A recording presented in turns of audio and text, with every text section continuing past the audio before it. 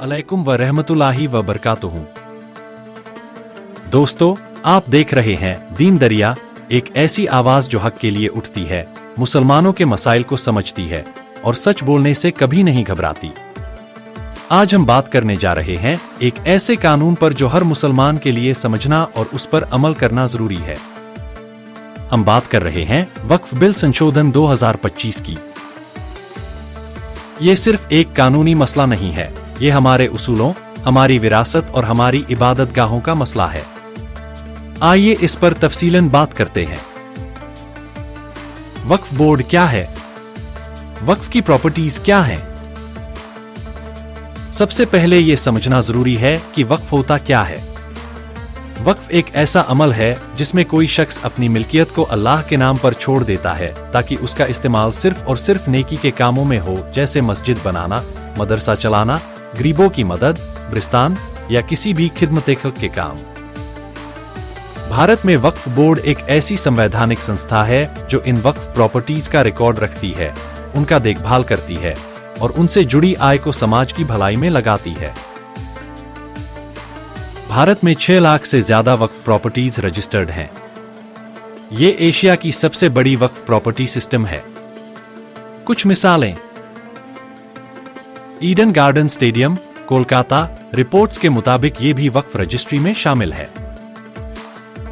दिल्ली की जामा मस्जिद, अजमेर शरीफ दरगाह, राजस्थान, हाजी अली दरगाह, मुंबई, हजरत निजामुद्दीन दरगाह, दिल्ली, हैदराबाद के चार मीनार के आसपास की ज़मीनें,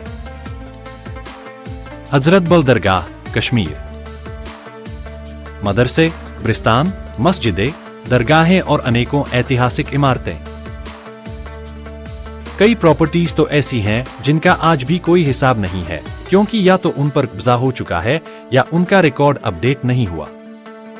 फिर भी इनकी अनुमानित कीमत लाखों करोड़ रुपए तक जा सकती है। वक्फ बिल संशोधन 2025 क्या है? नए कानून की तफसील। अब हम आते हैं असल मुद्दे पर। वक्फ बिल संशोधन 2025 ये कानून पहले से मौजूद वक्फ एक्ट 1995 इंच में कुछ नए बदलाव ला रहा है।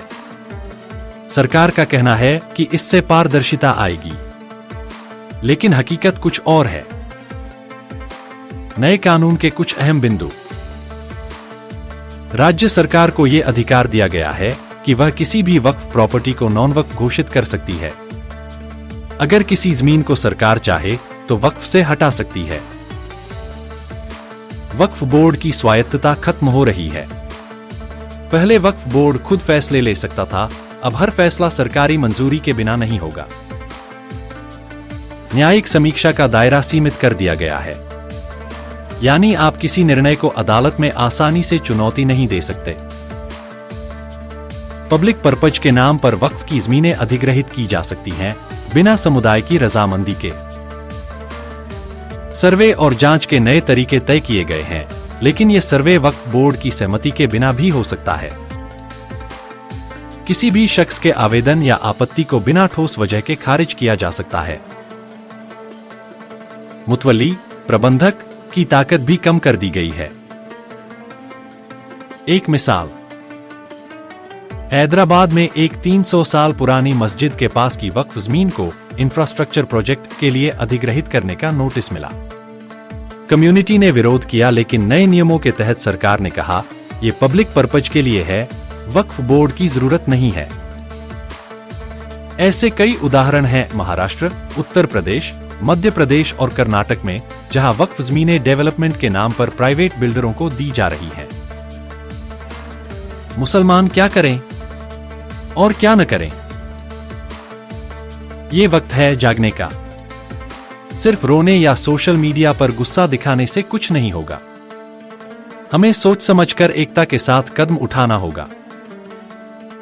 क्या करें?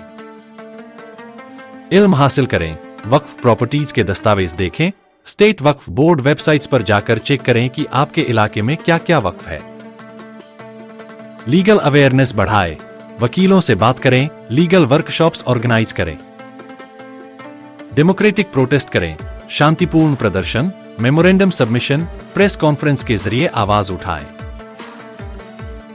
जन जागरूकता फैलाएं, वीडियो बनाएं, पैम्पलेट बांटें, जुमा के खुतबों में इस मुद्दे को उठाएं।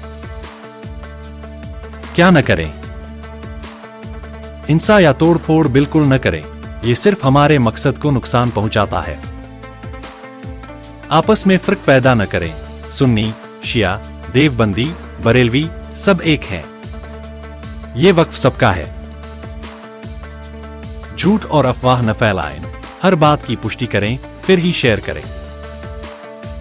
मुसलमानों की एकता आज की सबसे बड़ी जरूरत। ये वक्त है मिलकर चलने का। जो लोग कहते हैं मैं क्या कर सकता हूं, उन्हें समझना चाहिए कि एक एक आवाज मिलकर तूफान बन जाती है। मुसलमानों के पास सबसे ज्यादा एनजीओज, सबसे ज्यादा मदरसे और सबसे ज्यादा मस्जिदें हैं, लेकिन ताकत तब आती है जब हम एक हो जाते हैं। एक सादा मिसाल लीजिए। 2011 में तमिलनाडु के एक गांव में वक्फ जमीन पर अवैध निर्माण हो रहा था। वहां के मुसलमानों ने मिलकर एक लीगल एक्शन ग्रुप बनाया, आरटीआई डाली, लोकल मीडिया को इन्वॉल्व किया और आखिरकार सरकार को पीछे हटना पड़ा। अगर तमिलनाडु के एक छोटे से गांव के लोग वक्फ की हिफाजत कर सकते हैं, तो हम सब मिलकर देश भर की वक्फ प्रॉपर्टीज को बचा सकते हैं। आखिर में दीन दरिया का पैगाम। दोस्तों, इस वीडियो का मकसद नफरत फैलाना नहीं है, बल्कि हकीकत को समझना और समझाना है। हमें हमारे हक के लिए खुद उठना पड़ेगा। अगर आज हम चुप रहे, तो कल हमारी मस्जिदें, मदरसे और ब्रिस्तान सिर्फ यादों में रह जाएंगे। आपसे गुजारिश है, इस वीडियो को ज्यादा से ज्यादा लोगों तक पहुंचाएं। कमेंट में लिखिए प्रोटेक्ट वक्फ प्रॉपर्टीज। और सबसे जरूरी बात, दीन दरिया चैनल को सब्सक्राइब करें। हम आपकी आवाज बनेंगे, हक के लिए बोलते रहेंगे। आपका भाई, आपका साथी दीन दरिया पर। जज़ाक अल्लाह खैरन।